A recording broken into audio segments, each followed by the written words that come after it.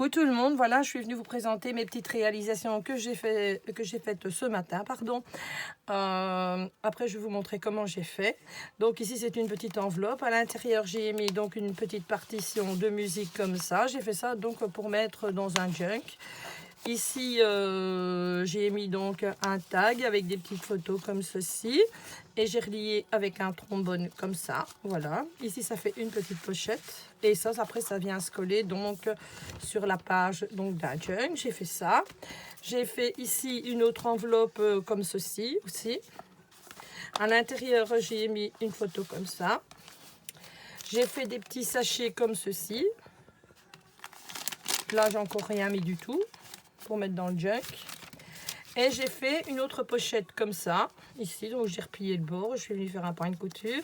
Et à l'intérieur, j'ai fait un tag comme ça, que je suis venue donc faire une piqûre et coller une photo à l'intérieur aussi, donc pour mettre dans un junk. Maintenant, je vais vous expliquer comment j'ai fait donc l'enveloppe. C'est une vidéo que j'ai vue ce matin sur une chaîne américaine. Malheureusement, je ne sais plus le nom, si je le retrouve, je le mettrai donc dans la barre d'infos, mais je vais vous montrer comment elle faisait. Donc, vous prenez une page de livre, comme ça. Dans l'intérieur du pulvérisateur, c'est un café, un Senseo que j'ai fait à concentrer. Et comment je suis venue le mettre donc dans un pulvérisateur. Et je viens pulvériser comme ça, de loin. Comme ça, sur les pages. Je fais le recto et le verso. Ensuite, je les mets au four. Ça prend quoi? Quelques secondes parce que c'est très légèrement mouillé. Donc, ça dure vraiment pas longtemps à sécher. Et en plus, elles n'ont même pas le temps de gondoler. Donc, on y en obtient ceci.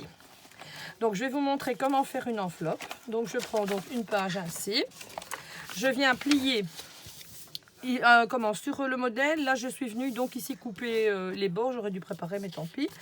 Donc, je viens plier donc ma feuille comme ça. Je viens bien marquer le milieu pour m'avoir le centre d'un côté et idem de l'autre côté. Voilà, comme ceci. Donc, ici, je viens rabattre mon premier morceau de papier comme ça, ainsi. Je viens rabattre l'autre morceau de papier ici, comme ça. Voilà. Pour que ça tombe juste, ce qui fait la pointe de l'enveloppe.